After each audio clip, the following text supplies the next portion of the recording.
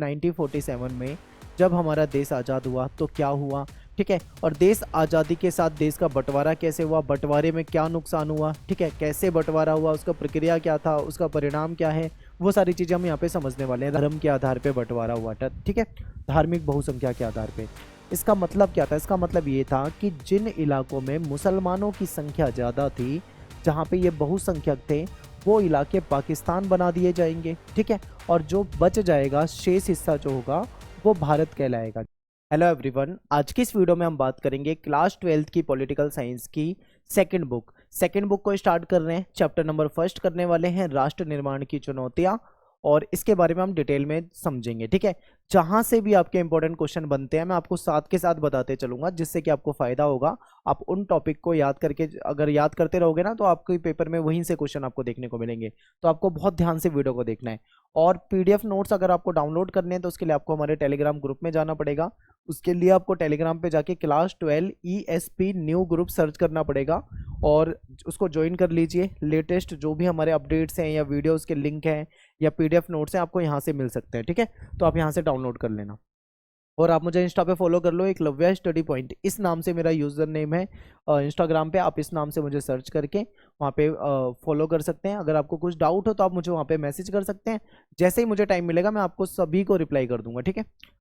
इसके अलावा आप हमारी वेबसाइट पे विजिट जरूर करें। वेबसाइट पे भी हमने अलग से एक सेक्शन बना दिया है पीडीएफ नोट्स का।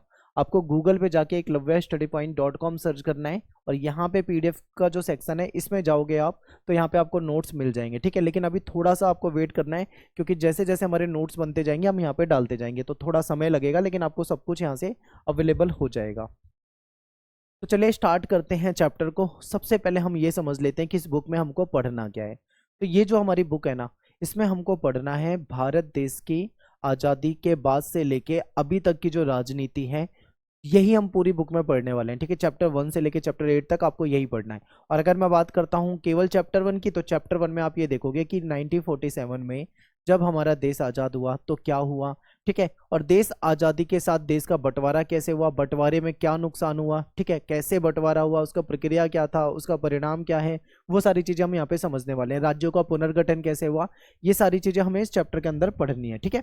और हमारे देश के जब देश हमारा आज़ाद हुआ था 15 अगस्त 1947, तो उस समय हमारे जो पहले प्राइम मिनिस्टर बनाए गए थे वो नेहरू जी बनाए गए थे, ठीक है। तो नेहरू जी ने संविधान सभा को संबोधित करते हुए, ठीक है, याद रखिए ये इंपॉर्टेंट क्वेश्चन आता है, 1947 में देश आज़ाद हुआ था, ये हम सभी जानते हैं। लेकिन एक चीज़ और याद रखना है कि देश तो आज़ाद हुआ, लेकिन देश को आज़ादी के साथ साथ एक दर्द मिला, एक तकलीफ मिली, वो थी विभाजन। यानी देश आज़ाद भी हो गया लेकिन देश का विभाजन भी हो गया, जो कि अच्छी चीज़ नहीं थी, ठीक है। अब देखो, भारत लगभग 200 वर्षों तक अंग्रेजों की गुलामी में था, ठीक है। उसके बाद आज़ाद हुआ। 14-15 अगस्त की मध्य रात्रि को जब हमारा देश आज़ाद हुआ था, ठीक है, तो आज़ादी के साथ हमारे देश का विभाजन भी हो गया था। यानी ये भी फैसला लिया गया था कि देश का विभाजन भी होगा। नेहरू जी ने संविधान सभा को संबोधित करते हुए एक प्रसिद्ध भाषण दिया था, जिसको भाग्यवधु से चिर प्रतीक्षित भेंट या ट्रिस्ट विद डेस्टिनी के नाम से हम जानते हैं, ठीक है। तो ये इंपॉर्टेंट लाइन है जो मैं आपको स्टार्टिंग में बताना चाह रहा था। ये आपके पेपर में पूछा जाता है कि 14-15 अगस्त की मध्य रात्रि को जो नेहरू जी ने संविधान सभा को संबोधित करते हुए जो अपना फेमस प्रसिद्ध भाषण दिया था, ठीक है, वो भाषण जो है वो किस नाम से जाना जाता है? ट्रिस्ट विद डेस्टिनी भी उसी को कहा जाता है और भाग्यवधु से चिर प्रतीक्षित भेंट के नाम से भी इसको जाना जाता है, ठीक है। तो इंपॉर्टेंट है, याद रखना है आपको, ठीक है। नेहरू जी ने जब संबोधित किया था संविधान सभा को, तो भाग्यवधु से चिर प्रतीक्षित भेंट और ट्रिस्ट विद डेस्टिनी इस नाम का एक भाषण दिया था, ठीक है। उस भाषण को इस नाम से जाना जाता है, तो आप ऐसे ही याद रख सकते हैं। अब चलते हैं हम अपने टॉपिक पे कि आज़ादी के साथ भारत को बहुत सारी समस्याएं मिली, जो कि विरासत में हमको मिल गई थी। यानी देश आज़ाद हुआ, हमको आज़ादी मिल गई, लेकिन आज़ादी के साथ हमको एक चीज़ फ्री में मिली, वो थी समस्याएं। और वो समस्याएं जो थी वो बहुत सारी थी, ठीक है। समस्याएं हमको विरासत में मिल गई। इसका सामना करते हुए, यानी इन्हीं समस्याओं का सामना करते हुए हमको राष्ट्र का निर्माण करना था, यानी एक आज़ाद भारत बनाना था, ठीक है। अपना संविधान चलाना था, अपना शासन चलाना था, देश को विकास की ओर ले जाना था। तो ये सारी समस्याओं के साथ ही हमको ये सारी चीजें करनी थी, ठीक है। आजादी के बाद दो बातों पे सबकी सहमति थी। इंपॉर्टेंट है, नोट कर लेना इसको कि आजादी के बाद, पेपर में आया हुआ क्वेश्चन है, पेपर में पूछा जाता है कि बताइए आजादी के बाद किन दो बातों पे सबकी सहमति थी। तो सबसे पहला पॉइंट तो यही था कि भाई सभी ये चाहते थे कि जब हमारा देश आज़ाद होगा, ठीक है, तो हम पहले से ही डिसाइड था कि जब हमारा देश आज़ाद होगा तो हम अपने यहाँ पे जो शासन चलाएंगे, सरकार चलाएंगे, वो लोकतांत्रिक सरकार चलाएंगे, यानी कि हमारे यहाँ पे लोकतंत्र होगा, ठीक है। दूसरा हमारा जो मेन पॉइंट था वो ये था कि सरकार जो होगी वो सबके भले के लिए काम करेगी, ठीक है। तो सरकार क्या करेगी, सबके भले के लिए काम करेगी। तो पहला पॉइंट हो जाएगा आपका कि लोकतांत्रिक सरकार के द्वारा शासन चलाया जाएगा। और दूसरा क्या है कि सरकार सभी के भले के लिए काम करेगी, यानी कि सभी वर्गों के भले के लिए काम करेगी। इन दो बातों पे सबकी सहमति थी, ठीक है। आगे चलते हैं। नेक्स्ट पॉइंट है कि आजाद भारत का जन्म कठिन परिस्थितियों में हुआ था, ठीक है। कठिन परिस्थितियों में कैसे हुआ था, क्योंकि दुनिया में कोई भी देश ऐसे आजाद नहीं हुआ जैसे भारत आजाद हुआ था। यानी आजादी मिली, खुशी की बात थी, लेकिन देश के टुकड़े हो गए, जो कि हमारे लिए बहुत गम गम की बात आप कह सकते हो, यानी दुखद घटना के रूप में आप देख सकते हो, ठीक है। यानी एक गुड न्यूज़ और एक बैड न्यूज़ दोनों एक साथ मिल गई, जो कि सही नहीं था, ठीक है। आज़ाद भारत का जन्म होता है कठिन परिस्थितियों में। आज़ादी तो हमको मिली, लेकिन देश का विभाजन हो गया, जो कि कभी किसी ने सोचा नहीं था। 1947 का जो साल था ये हिंसा का साल था, बहुत हिंसा हुई, विस्थापन हुआ, लोगों को, लाखों लोग इधर से उधर गए सीमा पार, ठीक है। और त्रासदी से भरा साल था, क्योंकि बहुत सारे लोगों की यहाँ पे जान चली जाती है, लोगों को रिफ्यूजी कैंप में मजबूरन रहना पड़ता है, ऐसी स्थिति बन चुकी थी, ठीक है। आगे चलते हैं। अब यहाँ पे आपको समझना है कि देश के दो टुकड़े हो गए, जो हिंदुस्तान है एक, दूसरा पाकिस्तान बना दिया गया, ठीक है। इसको आगे डिटेल में समझेंगे कि ये जो प्रक्रिया थी ये कैसे हुई, कैसे लाखों लोग इधर से उधर गए, ट्रेन में लटक कर, ट्रेन में बैठकर, यहाँ तक कि कुछ लोगों ने तो मीलों पैदल चलकर भी यात्रा की थी, ठीक है। उसको हम डिटेल में समझेंगे।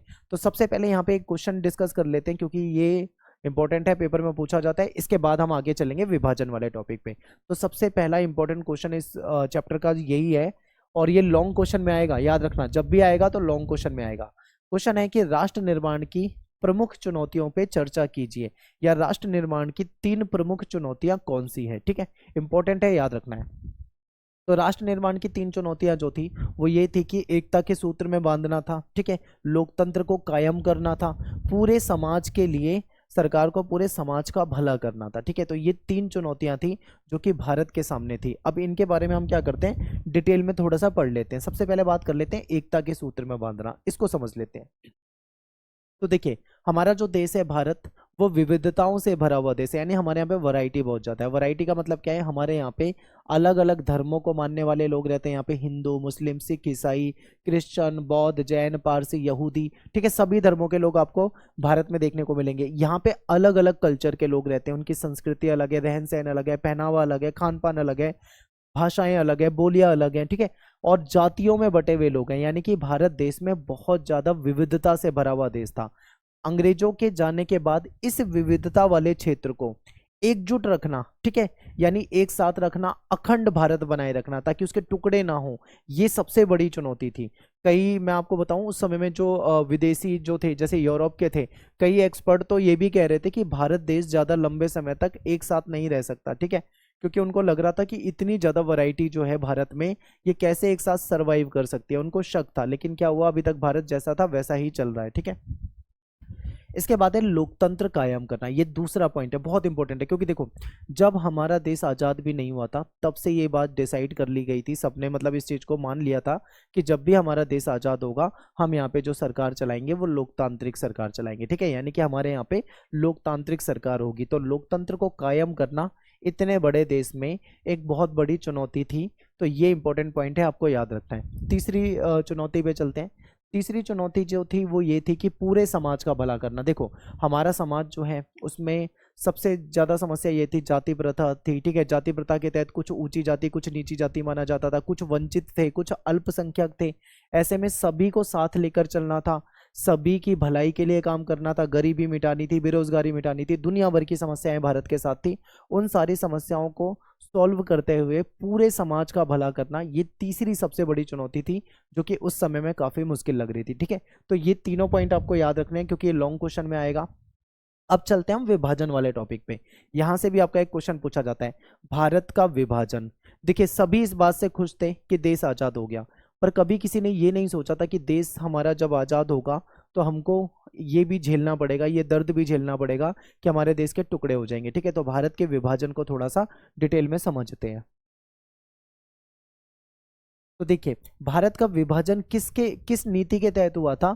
तो इसको कहा जाता है टू नेशन थ्योरी, या फिर हिंदी में बोलें तो द्विराष्ट्र सिद्धांत कहा जाता है। ठीक है, तो ये आप जिन्ना देख रहे हो, जिन्ना का ये फॉर्मूला था। इसके अलावा ये मुस्लिम लीग में थे, मुस्लिम लीग भी ये चाहती थी और मुस्लिम भी ये चाहते थे, क्योंकि मुस्लिम ने कहा था कि हमें हिंदुओं के साथ नहीं रहना है, हमको अलग देश चाहिए, अलग राष्ट्र चाहिए, क्योंकि भाई उनको तकलीफ थी। तो इसलिए द्विराष्ट्र सिद्धांत की इन्होंने बात करी थी। अब द्विराष्ट्र सिद्धांत क्या है, पेपर में यहां से भी क्वेश्चन आता है। द्विराष्ट्र सिद्धांत में यह बताया गया है कि द्विराष्ट्र सिद्धांत के तहत, ठीक है, जो इंडिया है, ब्रिटिश इंडिया जो है, वो एक नहीं बल्कि दो कौमों का देश है। दो कौम कौन सी थी? एक हिंदू और एक मुस्लिम। ठीक है, इसी के आधार पे इन्होंने कहा कि भारत का विभाजन कर देना चाहिए, हिंदुओं के लिए अलग देश बना देना चाहिए, मुस्लिमों के लिए अलग देश बना देना चाहिए।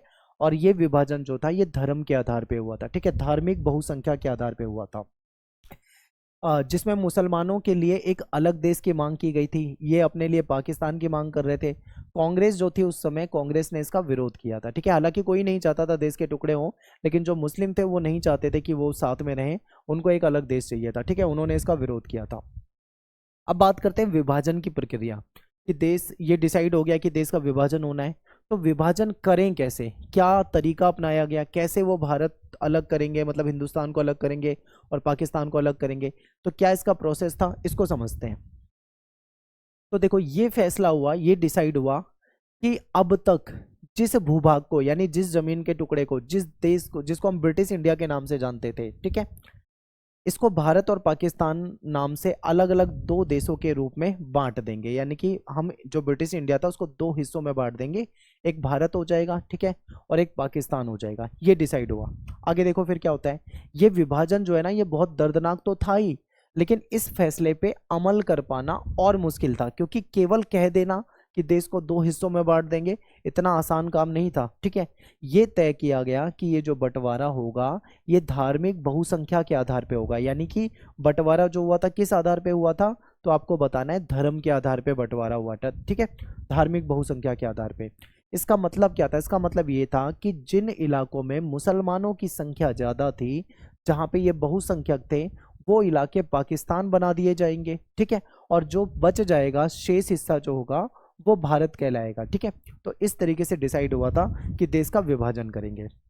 ये बात आपको थोड़ी आसान लग रही होगी सुनने में, लेकिन असल में इसको कर पाना बहुत मुश्किल था, क्योंकि ब्रिटिश इंडिया जो था उसमें कोई एक सिंगल इलाका ऐसा था ही नहीं जहां पे मुसलमान बहुसंख्यक हो। ठीक है, मुसलमान जो थे पूरे देश में छितराए हुए थे। छितराने का मतलब है, आपको इधर भी दिखेगी जनसंख्या, उधर भी दिखेगी, साउथ में भी दिखेगी, नॉर्थ में दिखेगी, वेस्ट ईस्ट हर जगह मुस्लिम थे, लेकिन पर्टिकुलर एक एरिया ऐसा नहीं था जिसको पाकिस्तान बनाया जाए।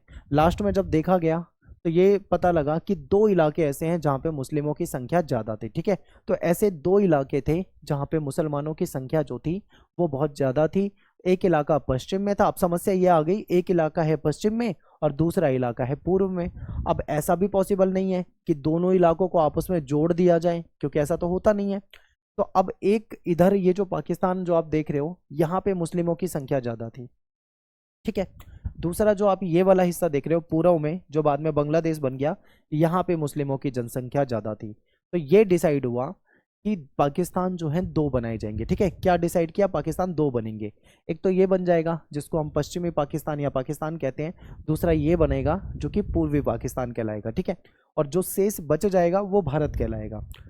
तो ये चीज़ डिसाइड हो गई, और ऐसा कोई तरीका तो था नहीं कि दोनों को एक साथ जोड़ दें, तो यही अंत में डिसाइड हुआ था। अब पश्चिमी पाकिस्तान और पूर्वी पाकिस्तान के बीच का जो हिस्सा था वो भारत हो गया।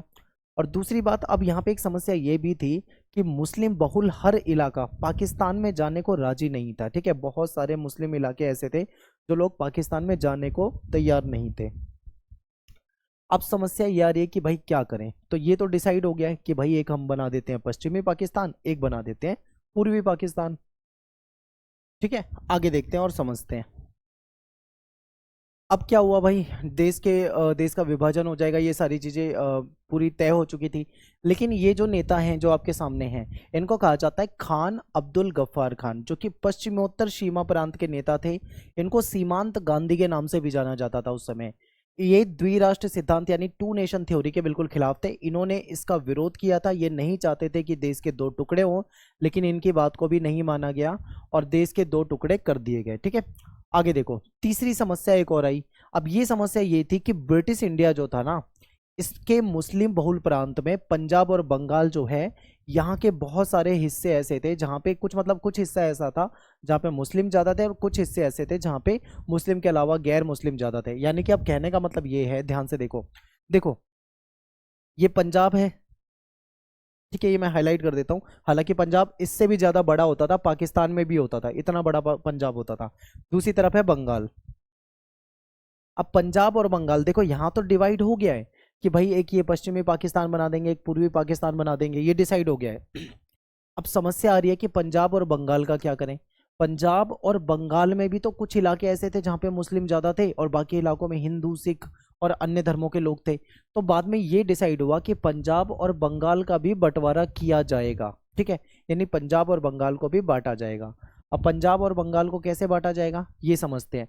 तो देखिए, ये डिसाइड हुआ कि ऐसे में फैसला हुआ कि ये जो दोनों प्रांत है यानी जो पंजाब और बंगाल हैं, यहाँ पे भी धर्म के आधार पे क्या कर देंगे, बंटवारा कर देंगे। और यहाँ पे जिले के स्तर पे यानी डिस्ट्रिक्ट लेवल पे बंटवारा कर देंगे कि ये डिस्ट्रिक्ट जो है वो पाकिस्तान में चला गया, ये डिस्ट्रिक्ट पाकिस्तान में चला गया, बाकी जो है भारत में बच गया। ठीक है, इस तरीके से यानी डिस्ट्रिक्ट लेवल पे भी बंटवारा किया गया।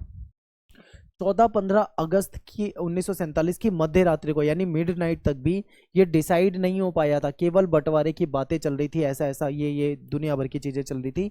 इसका मतलब क्या हुआ, इसका मतलब यह हुआ कि अगली सुबह जो आज़ादी का दिन था, आज़ादी के दिन बहुत सारे लोगों को ये नहीं पता था कि वो भारत के अंदर है या पाकिस्तान के अंदर है, क्योंकि डिसाइड नहीं हो पाया था। ठीक है, एग्जैक्ट कौन सा भारत होगा कौन सा पाकिस्तान होगा हिस्सा, ये डिसाइड नहीं हो पाया था। बंगाल और पंजाब जो है यहाँ पे बंटवारा जो हुआ वो बहुत ज़्यादा त्रासदी भरा साबित हुआ, क्योंकि यहाँ पे हो गई थी हिंसा और हिंसा में बहुत सारे लोग जो थे वो मारे गए थे। ठीक है, अब अगली समस्या जो थी वो अल्पसंख्यकों की थी। मैं आपको ये बता रहा हूँ कि विभाजन कैसे हुआ और विभाजन में क्या क्या समस्याएं आई। चौथी समस्या जो थी वो अल्पसंख्यक की थी। अब जब डिसाइड हो गया कि भाई ये पाकिस्तान है ये भारत है, तो पाकिस्तान में भी बहुत सारे हिंदू सिख बच गए थे और भारत में बहुत सारे मुस्लिम बच गए थे। ठीक है, अब इनका क्या करें ये समस्या आ रही थी। अल्पसंख्यक जो थे दोनों तरफ थे, फिर यहाँ लाखों की संख्या में हिंदू और सिख आबादी थी जो पाकिस्तान वाला एरिया है। पंजाब और बंगाल के जो भारतीय वाले हिस्से थे वहां पे भी लाखों की संख्या में मुस्लिम आबादी थी। अब कैसे इनको इधर से उधर भेजा जाए ये भी समस्या आ रही थी। दिल्ली की बात करें या दिल्ली के आसपास के इलाकों की बात करें तो यहाँ पे भी मुस्लिम जो थे बहुत बड़ी आबादी में थे और ये सभी कंफ्यूजन में थे। कंफ्यूजन में क्या थे, क्योंकि इनको समझ नहीं आ रहा था कि अब करना क्या है, क्योंकि अपने ही घर में विदेशी बन चुके थे। ठीक है, जो हमेशा से यहाँ रहते आ रहे थे वो सभी अपने घर में विदेशी बन चुके थे। ये सबसे बड़ी समस्या आ रही थी। जैसे ही ये बात साफ हो गई कि देश का बंटवारा होने वाला है, दोनों तरफ से अल्पसंख्यक लोगों पे हमले शुरू हो गए, उनको मारा गया, उनकी जान चली गई। ठीक है, ये समस्या जो थी बहुत गंभीर होने लगी। किसी के पास कोई प्लान नहीं था इस समस्या से निपटने के लिए, क्योंकि ये एक अचानक से हुई घटना थी, क्योंकि किसी ने ये सोचा नहीं था ऐसा हो जाएगा। शुरू शुरू में जो लोग बाग थे उनको यही लग रहा था, नेताओं को, कि थोड़े समय बाद ना ये टेम्परेरी है, थोड़े समय बाद ये हिंसा खत्म हो जाएगी और सब कुछ पहले जैसा नॉर्मल होने लग जाएगा। लेकिन ऐसा हुआ नहीं, लोगों को बड़ी लंबे समय तक मतलब रिफ्यूजी कैंप में रहना पड़ा। ठीक है, तो लोगों को बहुत बड़ी हिंसा का सामना करना पड़ा। ठीक है, और ये जो हिंसा थी बहुत जल्दी नियंत्रण से बाहर हो गई, यानी आउट ऑफ कंट्रोल हो गई। दोनों तरफ लोग मारने पीटने लगे एक दूसरे को, और दोनों तरफ के जो अल्पसंख्यक थे इनके पास एक ही ऑप्शन था। ऑप्शन क्या था कि वे अपने अपने घरों को छोड़ दें और अपने घर को छोड़कर वहां से चले जाएं। तो लाखों की संख्या में लोग अपना घर बार छोड़ के अपना सामान लेकर एक जगह से दूसरी जगह पे जाने लगे। ठीक है, बॉर्डर पार जाने लगे। और यहाँ पे समस्या ये आई कि कैसे जाएं। लोग ट्रेनों में भर के जा रहे थे, कई बार तो लोगों ने मीलों पैदल चलकर भी यात्रा करी थी। ठीक है, तो कई बार तो ऐसा भी हुआ था कि केवल चंद घंटों की मोहलत दी थी कि 4 घंटे 5 घंटे 6 घंटे के अंदर खाली कर दो, चले जाओ यहाँ से। ठीक है, तो ये समस्या आ रही थी, ट्रेनों में भर भर के लोग जा रहे थे, पैदल जा रहे थे लोग। तो ये सब हुआ। तो इस तरीके से देश का विभाजन हुआ जो कि बहुत बुरा था, बहुत बेकार था। और विभाजन के क्या परिणाम हुए अब आपको समझने हैं। ठीक है, जब देश का विभाजन हो गया तो विभाजन के क्या परिणाम हुए ये बहुत इंपॉर्टेंट है, पेपर में पूछा जाता है। तो चलिए विभाजन के परिणाम को देखते हैं। तो विभाजन के समय जो जो ट्रांसफर हुए थे लोग इधर से उधर उधर से इधर, यानी स्थानांतरण जो था वो आकस्मिक था, यानी एकदम से अचानक होने वाला था, अनियोजित था, यानी कोई इसकी प्लानिंग नहीं थी। ठीक है, और त्रासदी भरा था क्योंकि बहुत सारे लोगों पे हमला हो गया था, बहुत सारे लोग मारे गए थे। बड़े पैमाने पे सांप्रदायिक हिंसा हुई थी, बहुत बड़े पैमाने पे। लाहौर, अमृतसर और कलकत्ता, यहाँ पे एक समुदाय के लोगों ने दूसरे समुदाय के लोगों को बेरहमी से मारा, खासकर जो मुस्लिम थे उन्होंने हिंसा शुरू कर दी थी वहाँ के हिंदुओं पे। और एक आपके एनसीईआरटी में पहले दिया हुआ था, आई थिंक अभी होगा नहीं होगा, कि एक ट्रेन थी, ट्रेन में क्या था कि जो लोग जा रहे थे सीमा पार, तो कुछ जो मुस्लिम थे उन्होंने क्या करा, लोगों को वहाँ पे मारना काटना शुरू कर दिया।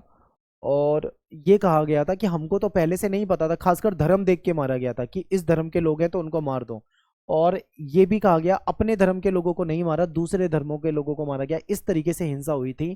ठीक है, आगे बात करते हैं कि किस प्रकार से पार्टीशन होता है, बंटवारा हुआ और आगे फिर क्या क्या हुआ। अब जब बंटवारा हो गया है, जैसे मान लो कोई हिंदुस्तान से पाकिस्तान में चला गया है या पाकिस्तान से हिंदुस्तान में चला गया है, अब यहाँ से तो उसने अपना घर छोड़ दिया है ना, अब घर छोड़ के दूसरी जगह पे गया है तो वहाँ पे उसके लिए कोई फ्लैट तो बना हुआ तैयार है नहीं पहले से। अब क्या होगा, अब समस्या ये आ रही थी कि उनको रहना पड़ा रिफ्यूजी कैंप में, जिसको हिंदी में शरणार्थी शिविर कहते हैं। अब ये रिफ्यूजी कैंप बना दिए जाते हैं जहाँ पे लोगों को शरण लेनी पड़ती है, अस्थायी तौर पे वहाँ पे रहना पड़ता है। समस्या ये आ रही थी कि वहाँ पे सुविधाएं नहीं थी, और एक समस्या ये भी थी कि कितने समय तक रहना है कोई पक्का नहीं था। हो सकता है कि भाई उनको 2 महीने रहना हो, 4 महीने रहना, ऐसा नहीं, मतलब आप ये लगा लो कि एक एक साल, दो दो साल, तीन तीन साल तक, चार चार साल तक लोगों को वहां पे मजबूरन रहना पड़ा। ठीक है, पैदल चलकर भी लोगों ने कई मील तक सफर किया, कई सारे लोग तो बीच में भी मर गए, उनकी डेथ हो गई और रिफ्यूजी कैंप में उनको रहना पड़ा। ठीक है, ये सब हुआ। दोनों ओर हजारों की तादाद में जो औरत थी, जो लेडीज थी, उनको अगवा कर लिया गया। ठीक है, महिलाओं के साथ बलात्कार हुआ, हत्या की गई, जबरन उनसे शादी की गई, बच्चे जो थे वो अपने माँ बाप से बिछड़ गए। और कई जगह पे ऐसा कहा जाता है कि कुछ लोगों ने तो अपनी बेटियों की खुद ही हत्या कर दी, क्योंकि वो उनकी इज्जत को बचाना चाहते थे, किसी दूसरे के हाथ जाए, उसके साथ गलत हो, वो नहीं चाहते थे, इसीलिए उन्होंने खुद ही अपनी बच्चों की हत्या कर दी। ऐसा तक हुआ था। आप सोच ही नहीं सकते कि कितना दर्दनाक ये विभाजन रहा होगा, जिन लोगों ने ये झेला होगा, जिनके साथ ये चीजें हुई होगी, वो कैसे उस समय में रह पाए होंगे, इसके बारे में आप कल्पना भी नहीं कर सकते हो। फिर संपत्ति का बंटवारा हुआ, टेबल, कुर्सी, टाइपराइटर, पुलिस के वाद्य यंत्र सब कुछ बांट दिए गए। 80 लाख लोग जो थे जिन्होंने यहाँ से क्या करा था, ठीक है, अपना घर बार छोड़ दिया था, जो एक जगह से दूसरी जगह पे जाने को मजबूर हुए। ऐसा माना जाता है कि 5 से 10 लाख लोग ऐसे थे जिनको अपनी जान गंवानी पड़ी, यानी कि जिनकी मृत्यु हो गई थी। ठीक है, विभाजन के दौरान बड़ी संख्या में मुस्लिम आबादी जो थी पाकिस्तान चली गई थी, लेकिन फिर भी 1951 में देखें तो 12% जो मुस्लिम थे वो भारत में रह गए थे। ठीक है, मतलब इतना बड़ा ट्रांसफर होने के बाद भी 12% मुस्लिम जो थे भारत में रह गए थे। और आज के समय में भी देखें तो पाकिस्तान से ज़्यादा मुस्लिम आबादी जो है वो भारत में रहती है। ठीक है, नेक्स्ट है आज़ादी के जश्न में गांधी जी ने हिस्सा नहीं लिया, यानी देश में आज़ादी, देश को मिल चुकी थी, कुछ लोग आज़ादी का जश्न मना रहे थे, हालांकि हिंसा भी चल रही थी, लेकिन गांधी जी जो थे उन्होंने आज़ादी के जश्न में हिस्सा नहीं लिया। सॉरी, क्यों हिस्सा नहीं लिया, ये कहाँ पे थे, इन्होंने क्या किया, इसको समझ लेते हैं। तो गांधी जी जो थे उस समय देश में हो रही जो हिंसा थी उससे बहुत दुखी थे। वो कलकत्ता चले गए, हिंसा को रोकने के लिए उन्होंने अपील करी, कहीं ना कहीं उनकी अपील का कुछ असर भी हुआ। ठीक है, लोगों ने थोड़ा हिंसा करना कम कर दिया। फिर दिल्ली में भी आ गए वो, यहाँ पे इन्होंने उपवास भी रखा। ठीक है, और उपवास में हिंसा और तनाव को कम करने की इन्होंने बात कही थी, अपील की थी, और कुछ हद तक वो कम हुई। लेकिन 30 जनवरी 1948 को नाथूराम विनायक गोडसे जो था उसने गांधी जी की हत्या कर दी। ठीक है, तो ये इंपॉर्टेंट है, पूछा जाता है आपसे पेपर में। इसके बाद यहाँ तक तो हमारा ये विभाजन और उसके परिणाम वगैरह वाला टॉपिक हो गया। अब जो है ना, अब बिल्कुल अलग टॉपिक शुरू होता है यहाँ से, रजवाड़े रियासत। रजवाड़ों का विलय भारत में कैसे होता है, रियासतों की क्या समस्या थी, इसको थोड़ा सा आपको समझना है। ठीक है, तो देखिए, जो ब्रिटिश इंडिया था, ब्रिटिश इंडिया मतलब जो अंग्रेजों का गुलाम जो इंडिया था, उसमें शासन जो चलाया जाता था वो दो तरीके से चलाया जाता था। एक तो वो क्षेत्र थे जो ब्रिटिश प्रभुत्व वाले भारतीय प्रांत थे, यानी भारत का वो हिस्सा जहाँ पे अंग्रेज डायरेक्ट अपना शासन चलाते थे, एक तो वो हिस्सा था। दूसरा वो हिस्सा था जहाँ पे रजवाड़े होते थे, ठीक है, रियासतें होती थी। तो जहाँ पे रजवाड़े होते थे, राजाओं के द्वारा शासन चलाया जाता था। दूसरा हिस्सा ये होता था। यहाँ पे बेशक से शासक राजा थे, लेकिन राजा भी कहीं ना कहीं अंग्रेजों के ही गुलाम थे, अंग्रेजों के अकॉर्डिंग ही शासन ये भी चला रहे थे, आप ये मान लीजिए, ठीक है। नाम के ही राजा थे, लेकिन इस तरीके से शासन चलता था। अब समस्या आ रही थी रियासतों की। अब देखो, अगर आप इसको ध्यान से देख पा रहे हो, तो ये मैप जो है इसमें दो कलर है, एक आपको येलो कलर दिखाई दे रहा है और एक आपको ये आसमानी कलर दिखाई दे रहा है, ठीक है। येलो कलर जहां जहां पे आपको दिख रहा है, ध्यान से देखो, ये सब ब्रिटिश भारत है, यानी यहाँ पे अंग्रेज डायरेक्ट शासन चलाते थे, जहां जहां पे आपको येलो कलर दिखाई दे रहा है। लेकिन जहां पे ये आपको आसमानी कलर दिखाई दे रहा है, यहाँ पे रियासतें होती थी, यहाँ पे राजाओं के द्वारा शासन चलाया जाता था। रियासतें जो होती थी, कुछ रियासतें छोटी होती थी, कुछ रियासतें बहुत बड़ी होती थी, ठीक है। यहाँ पे राजाओं के द्वारा शासन चलाया जाता था। तो अब समझते हैं कि भाई देश आजाद हो गया, बंटवारा हो गया, सब हो गया। अब ये समस्या आ रही है कि रियासतों का क्या करना है, ठीक है। इसको ध्यान से देखिए। ब्रिटिश इंडिया के समय भारत में जो शासन था वो अंग्रेजों के प्रभुत्व वाले क्षेत्र और देसी रजवाड़ों दो हिस्सों में बटा हुआ था। ये मैंने आपको पहले ही बता दिया है कि दो हिस्सों में शासन होता था, एक अंग्रेजों वाला क्षेत्र और एक राजाओं वाला क्षेत्र, ठीक है। भारत की आज़ादी के समय रियासत को भी आज़ादी मिली, जो कि राजाओं में नियंत्रण में होते थे। मतलब कभी जो राजाओं के कंट्रोल में जो रियासत होती थी उसको भी आज़ादी मिल गई थी। अंग्रेजों ने जाते जाते एक आग लगा दी थी, उसको भी समझाऊंगा, लेकिन इससे पहले ये देख लो कि देश में उस समय 565 रियासतें थी। कुछ रियासतें छोटी थी, कुछ मीडियम थी, कुछ बहुत बड़ी होती थी, ठीक है। जिनका अलग अलग होना, यानी जिसका अलग होना देश के लिए टूट जाने के समान था, या एक अखंडता के रूप में एक खतरा था देश के लिए, ठीक है। अंग्रेजों ने जाते समय क्या घोषणा करी थी कि ब्रिटिश प्रभुत्व के बाद जो रजवाड़े हैं वो भी आज़ाद हो जाएंगे, ठीक है। रजवाड़े आज़ाद हो जाएंगे, और यहाँ पे अंग्रेजों ने ये कह दिया था कि रजवाड़ों के सामने ऑप्शन होगा, रियासतों के सामने ऑप्शन होगा, या तो वो स्वतंत्र रह सकते हैं, ठीक है, या तो वो स्वतंत्र रहें, पहला ऑप्शन, या उनके सामने ऑप्शन था कि वो भारत में शामिल हो जाएं, या फिर उनके सामने ऑप्शन था कि वो पाकिस्तान में शामिल हो जाएं, ठीक है। तीनों ऑप्शन उनको दे गए। अब ऐसे में क्या था, पाकिस्तान ये चाह रहा था कि कुछ रियासतें हमारी तरफ आ जाएं, ठीक है। हालांकि ये बहुत बड़ी समस्या आ रही थी, इसको समझते हैं आगे। देखो, अधिकतर रजवाड़े जो थे वो भारतीय संघ में शामिल होना चाहते थे, ज़्यादातर रजवाड़े जो थे वो भारत में शामिल होना चाहते थे। भारत सरकार भी इनको स्वायत्ता देने के लिए भी तैयार थी कि चलो भाई हम तुम्हें कुछ विशेष अधिकार दे देते हैं, तुम भारत में शामिल हो जाओ, ठीक है। सबसे पहले जो त्रावणकोर के राजा थे, इन्होंने अपने राज्य को आज़ाद रखने की घोषणा कर दी। इन्होंने बोल दिया कि भाई मैं तो अपने क्षेत्र को, अपने राज्य को आज़ाद रखूंगा और शासन चलाऊंगा, ना भारत में शामिल होंगे ना पाकिस्तान में। कुछ इस तरीके की बातें होने लगी। अगले दिन हैदराबाद के निजाम ने भी कुछ इसी तरीके की घोषणा कर दी। कश्मीर, मणिपुर, यहाँ पे भी आज़ाद रहने की बात पे जोर दिया जाने लगा, ठीक है। अब यहाँ पे समस्या आने लगी। अब ये लगने लगा कि धीरे धीरे सारी रियासतें अगर ये बोलने लगेंगी कि हम आज़ाद रहेंगे, हम तो आज़ाद रहेंगे, तो ऐसे में तो देश के ना जाने कितने टुकड़े हो जाएंगे। तो ऐसे में बहुत बड़ी समस्या आई हमारे सामने, ठीक है। तो भोपाल के जो नवाब थे, इन्होंने ये कहा कि वो संविधान सभा में शामिल नहीं होना चाहते। इन्होंने ये नहीं बोला कि मैं स्वतंत्र रहना चाहता हूँ, इन्होंने ये बोला कि मैं संविधान सभा में शामिल नहीं होना चाहता, ठीक है। तो ये सारी समस्या थी। अब रजवाड़ों की समस्या आ रही थी, देश के टूटने का कहीं ना कहीं खतरा सामने था। तो ऐसे में सरकार का क्या नजरिया था, भारत सरकार का, ये समझिए। तो छोटे बड़े विभिन्न आकार के देश में बट जाने की संभावना हो चुकी थी। तो इसके लिए सरकार ने कड़ा कदम उठाया, ठीक है। सरकार ने क्या किया, सरकार ने क्या किया, विभिन्न जो रियासतें थी उनसे बातचीत शुरू करी, ठीक है। लेकिन जो मुस्लिम लीग थी, इसे समझिए बहुत ध्यान से, मुस्लिम लीग ने भारतीय राष्ट्रीय कांग्रेस के इस कदम का विरोध करा, क्योंकि भाई सरकार ये चाह रही थी कि ज्यादातर रियासतें, सारी की सारी रियासतें भारत में शामिल हो जाएं, ठीक है। ना तो वो स्वतंत्र रहें, ना ही वो पाकिस्तान की तरफ जाए। तो हमारी सरकार ने कड़ा रुख अपनाया इस चीज को। लेकिन जो मुस्लिम लीग थी वो नहीं चाह रही थी, क्योंकि मुस्लिम लीग ये चाह रही थी कि कुछ रियासतें कम से कम पाकिस्तान की तरफ आ जाएं, जिससे कि वो और ज़्यादा देश में दंगे वगैरह भड़काते रहें, ठीक है। लीग का मानना था कि रजवाड़ों को अपनी मन मर्जी का रास्ता चुनने के लिए छोड़ दिया जाए, ठीक है, कि जैसा उनको सही लगे वैसा वो करें।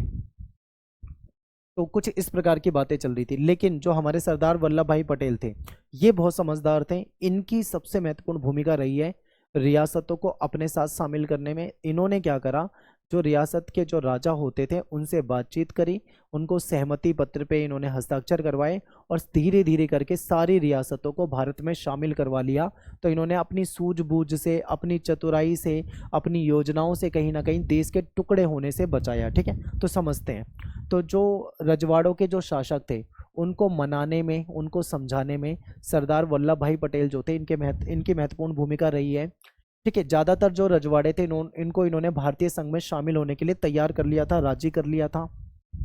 और ये काम आपको आसान लग रहा होगा, लेकिन उस समय ये बहुत जटिल, बहुत मुश्किल काम था, लेकिन इन्होंने ऐसा किया क्योंकि ये समझदार नेता थे और इन्होंने सारी रियासतों को, जहाँ पे स्वायत्ता देने की बात भी लगी ना, वहाँ पे स्वायत्ता, विशेष अधिकार देने को भी तैयार हो गए।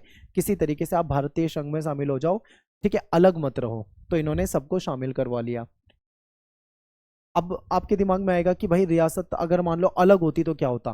सोचो, आप सोच भी नहीं सकते कितना खतरनाक होता। उड़ीसा जो है आज के समय में, वहां पे 26 रियासतें थी, छत्तीसगढ़ में 15 रियासतें थी। ठीक है, गुजरात के बगल वाला जो एरिया है पूरा गुजरात वगैरह, सौराष्ट्र जिसको कहा जाता है, यहाँ पे 14 बड़ी रियासत थी, 119 छोटे रजवाड़े थे। अब आप इनको देखकर ये अंदाजा लगा सकते हो कि इतनी सारी रियासतें एक राज्य के अंदर है, अगर ये अलग हो जाती, स्वतंत्र हो जाती, तो ना जाने देश के कितने टुकड़े हो जाते। तो ये बहुत खतरनाक था, लेकिन वल्लभ भाई पटेल की समझदारी के कारण ये सारी रियासतें भारत में शामिल हो गई। ठीक है, तो अधिकतर रजवाड़ों के जो शासक थे इन्होंने भारतीय संघ में अपने विलय यानी शामिल होने के लिए सहमति पत्र पे हस्ताक्षर कर दिए, यानी कि इन्होंने अपनी सहमति दे दी कि हाँ हम भारत में शामिल होते हैं। ठीक है, तो उसके लिए सिग्नेचर कराए जाते थे सहमति पत्र पे। इसको किस नाम से जाना जाता था? इसको इंस्ट्रूमेंट ऑफ एक्सेशन के नाम से जाना जाता था। ये इंपॉर्टेंट है, पेपर में पूछा जाता है।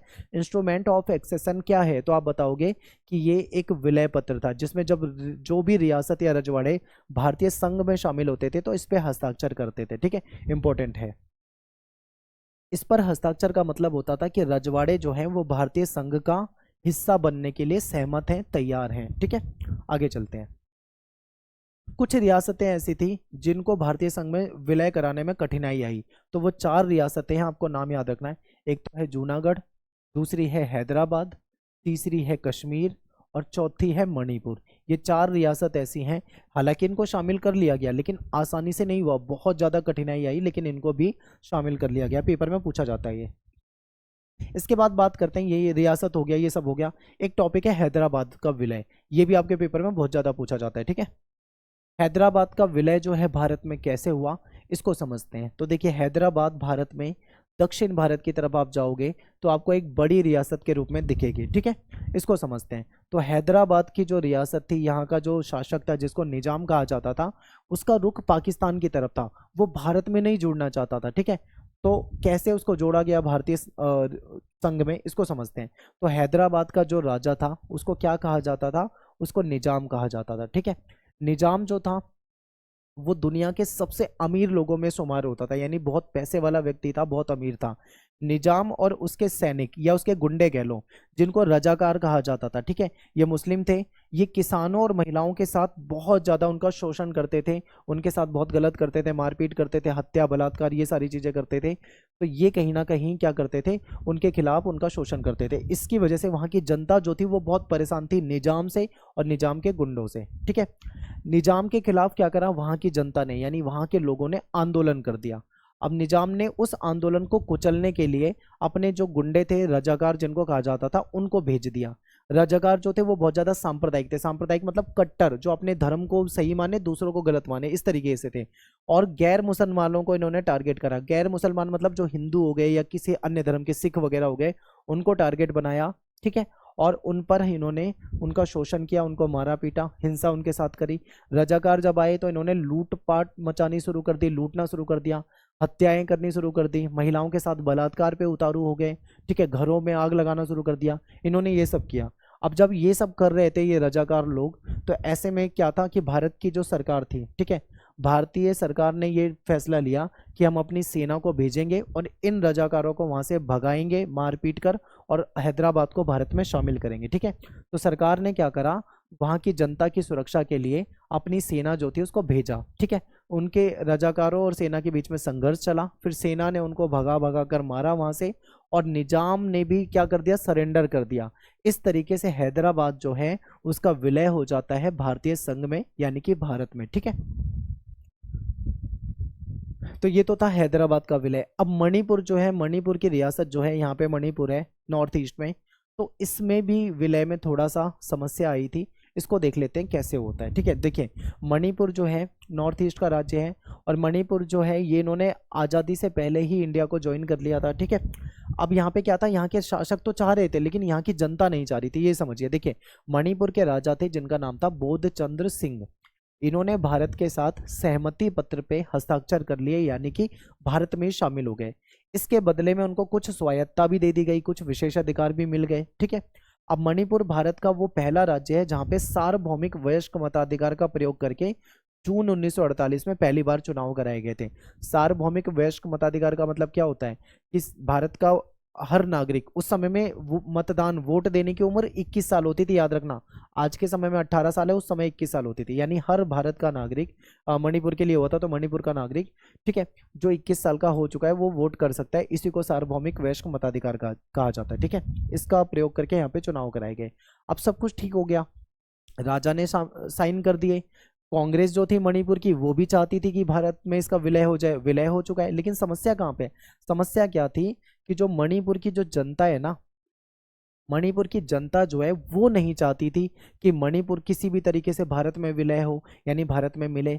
मणिपुर का विलय जो है भारत में हो गया, लेकिन आज भी वहाँ की जो जनता है, ठीक है, आज भी वहाँ की जो जनता है वो आपको नाखुश दिखाई देती है। ठीक है, भारत में शामिल होने के मुद्दे पर आज भी आपको ये नाखुश दिखाई देगी, खुश नहीं रहते ये लोग। ठीक है, इसके बाद नेक्स्ट टॉपिक है हमारा राज्यों का पुनर्गठन। ठीक है, ये इंपॉर्टेंट है क्योंकि जब हमारा देश आज़ाद नहीं हुआ था उस समय भी हमने ये डिसाइड कर लिया था कि जब भी हमारा देश आज़ाद होगा तो हम क्या करेंगे, राज्यों को पुनर्गठन करेंगे। किस आधार पे, भाषा के आधार पे। ठीक है, क्योंकि हमारे यहाँ पे अलग अलग भाषा बोली जाती है, भाषा के आधार पे राज्यों का पुनर्गठन करेंगे, ये चीज़ पहले डिसाइडेड थी। इसको समझते हैं। कांग्रेस का 1920 में एक अधिवेशन हुआ था जिसको कहा जाता है नागपुर अधिवेशन। इंपॉर्टेंट है, नागपुर अधिवेशन में ही ये फैसला हुआ था। ठीक है, समझते हैं इसको। देखिए जब अंग्रेजों का शासन था तब उन्होंने प्रशासनिक व्यवस्था के आधार पर राज्यों का गठन किया था। यानी जैसे जैसे अंग्रेजों ने पहले बंगाल जीता, बंगाल में शासन चलाए, फिर दूसरे क्षेत्रों को जीता, उसको अपने हिसाब से बनाया, जैसे जैसे उनका नए नए क्षेत्रों को जीतते गए वहां पे अपना शासन चलाते गए। लेकिन अब क्या था भाई, हमारा जब देश आज़ाद हो रहा था हमको अंग्रेजों के हिसाब से थोड़ी शासन चलाना था। तो नागपुर अधिवेशन 1920 जो था, इसमें कांग्रेस ने मान लिया था कि जब भी हमारा देश आज़ाद होगा तो हम राज्यों का पुनर्गठन करेंगे, दोबारा से स्टेट को बनाएंगे। वो भी किस आधार पे बनाएंगे, भाषा के आधार पे बनाएंगे। ठीक है, लेकिन आज़ादी के बाद स्थिति और माहौल जो था वो बदल गया बिल्कुल।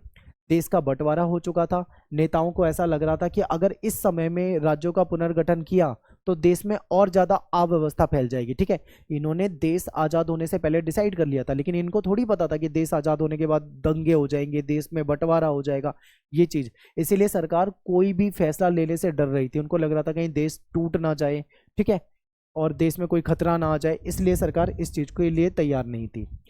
अब बात करते हैं भाषा के आधार पे बना पहला राज्य कैसे बना, इसको समझते हैं। देखिए जो पुराना मद्रास होता था, पुराने मद्रास में आज का तमिलनाडु, आज का आंध्र प्रदेश, आज का केरला, आज का कर्नाटका, ये सारे स्टेट शामिल होते थे। इतना बड़ा मद्रास होता था। ठीक है, तो मद्रास में अलग भाषा के आधार पे अलग राज्य बनाने की मांग उठी थी। इसको समझते हैं। पुराना मद्रास जो है इसमें तेलुगु भाषी क्षेत्र में विरोध उठा। ठीक है, इन्होंने क्या कहा, इन्होंने बोला कि जो तेलुगु बोलने वाले लोग हैं उनके लिए एक अलग से राज्य बना दिया जाए। ठीक है, तो क्या मांग थी इनकी, इन्होंने आंदोलन शुरू कर दिया भाषा के आधार पे अलग राज्य बनाने के लिए। इनकी मांग ये थी कि आंध्र प्रदेश नाम से एक अलग राज्य बनाओ जहाँ पे तेलुगु भाषी लोग रहेंगे। ठीक है, तेलुगु भाषा बोलने वाले लोग रहेंगे। तो इसलिए इन्होंने अलग से स्टेट बनाने की मांग करी। अब सरकार जो थी वो डर रही थी, सरकार कोई भी फैसला लेने से डर रही थी। सरकार को लग रहा था कहीं ऐसा ना हो जाए कि भाई देश में टुकड़े हो जाए। तो ऐसे में क्या हुआ, ये कांग्रेस के एक नेता थे, इनका नाम था पोटी श्रीरामुल्लू। ठीक है, इनका नाम था पोटी श्रीरामुल्लू। ये इन्होंने बोला कि हम अनिश्चित, मतलब ये अनिश्चितकालीन भूख हड़ताल पे बैठेंगे अगर अलग स्टेट नहीं बनाते। तो ये भूख हड़ताल पे बैठ गए। 56 दिन तक इन्होंने भूख हड़ताल करी। उनके बाद इनकी मृत्यु हो गई। जब इनकी डेथ हो गई तो इनकी मृत्यु के बाद आंदोलन जो था वो हिंसक आंदोलन में बदल गया। लोगों ने मारपीट शुरू कर दी, सड़कें जाम करना शुरू कर दिया, हिंसा हो गई। ठीक है, आग लगाना शुरू कर दिया, लोगों ने इस्तीफा देना शुरू कर दिया। जब सरकार को लगा कि ये सारी चीज़ें आउट ऑफ कंट्रोल हो रही है, लोग सड़क पे आ रहे हैं, विधायक इस्तीफा दे रहे हैं, तो ऐसे में सरकार ने मान लिया। ठीक है, सरकार ने कहा अंत में नेहरू सरकार ने ये मान लिया कि आंध्र प्रदेश नाम से हम अलग राज्य बना देंगे, ठीक है, लेकिन आप दंगे मत करो। तो ये बात डिसाइड हो गई। 1952 में घोषणा कर दी गई थी कि हम भाषा के आधार पे अलग राज्य बना देंगे जिसका नाम आंध्र प्रदेश रखा जाएगा, यहाँ पे तेलुगु भाषा बोलने वाले लोग रह सकते हैं, ठीक है। इसके बाद लास्ट टॉपिक है राज्य पुनर्गठन आयोग 1953। राज्य पुनर्गठन आयोग 1953 में बना था और इसका काम क्या था? इसका काम यही था कि देखना था कि क्या भाषा के आधार पर राज्य बनाना सही है, अगर बनाना है तो कैसे बनाना है, ठीक है। तो राज्य पुनर्गठन आयोग जो था 1953 में बना। इसने अपनी सिफारिश दी और ये मान लिया कि राज्यों का पुनर्गठन जो है भाषा के आधार पर कर दिया जाना चाहिए, ठीक है। आगे चलते हैं। फिर 1956 में एक राज्य पुनर्गठन अधिनियम पारित हुआ, एक्ट बन गया, कानून बन गया। इसके तहत उस समय देश में 14 राज्य और 6 केंद्र शासित प्रदेश बनाए गए थे, ठीक है। यानी कि अब डिसाइड हो गया था, कानून बन चुका था कि भाषा के आधार पर राज्य को बना दिया जाएगा, ठीक है। इसके बाद देखते हैं कौन कौन से राज्य कैसे बने उसी कानून के तहत। ध्यान से समझना। बम्बई, जिसको कहा जाता था बॉम्बे, ठीक है, ये जो बॉम्बे था यहाँ पे 2 भाषा को बोलने वाले लोग रहते थे, यानी मराठी जो महाराष्ट्र बन गया जिनके लिए, और गुजराती लैंग्वेज जिसके लिए गुजरात बन गया। कब बना था? 1960 में बना था, याद रखना है। यानी कि बम्बई से 2 स्टेट बना दिए गए, महाराष्ट्र मराठियों के लिए और गुजरात गुजराती के लिए, ठीक है। कब बना? 1960 में। इसके बाद असम बहुत बड़ा स्टेट था, पूरा नॉर्थ ईस्ट जो होता था असम होता था। असम से नागालैंड अलग कर दिया गया। कब किया गया? 1963 में, 1963 में, ठीक है। फिर पंजाब की बात करें, पंजाब बहुत बड़ा था, पाकिस्तान में भी पंजाब है, जो पंजाब का बंटवारा हुआ है पाकिस्तान में भी पंजाब का हिस्सा गया, इतना बड़ा पंजाब होता था, ठीक है। तो पंजाब की बात करें तो पंजाब से बना है, एक तो पंजाब बना है पंजाबी भाषी लोगों के लिए जो पंजाबी भाषा बोलते हैं, हरियाणा बना है हरियाणवी के लिए, और हिमाचल प्रदेश बना है जो पहाड़ी एरिया है उसके लिए, ठीक है। यानी पंजाब से 3 स्टेट बन जाते हैं। एक तो पंजाब खुद ही हो गया जो छोटा सा एक अलग स्टेट है, फिर हिमाचल हो गया, फिर हरियाणा हो गया, ठीक है। ये 3 हो गए और ये कब बनते हैं? 1966 में बनते हैं, ठीक है। इसके बाद असम से 1963 में बना था नागालैंड। फिर असम से 1972 में फिर से टुकड़े होते हैं असम के, मेघालय बना दिया, मणिपुर बना दिया, त्रिपुरा बना दिया। कब बना? 1972 में, 1972 में।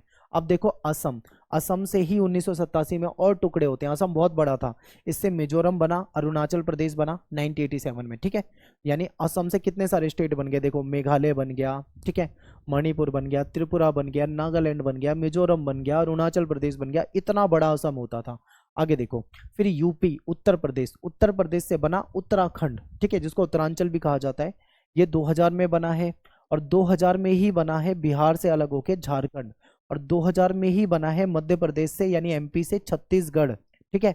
अब सन 2014 में जो हमारा लेटेस्ट अभी स्टेट है ये आपका आंध्र प्रदेश तेलंगाना, ठीक है, ये बन जाता है, ठीक है। आंध्र प्रदेश से अलग होकर तेलंगाना बन जाता है।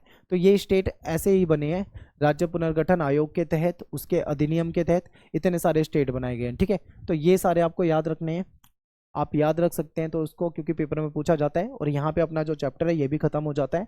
मिलते हैं आपसे नेक्स्ट वीडियो में। Thanks for watching. I hope आपको अच्छे से समझ में आया होगा। आसान चैप्टर है, ज़्यादा मुश्किल कुछ भी नहीं है। वीडियो को लाइक कर दें, सभी से रिक्वेस्ट है, कॉमेंट कर दें, शेयर ज़्यादा से ज़्यादा कर दें। मिलते हैं आपसे नेक्स्ट वीडियो में। Thanks for watching. जय हिंद, जय भारत।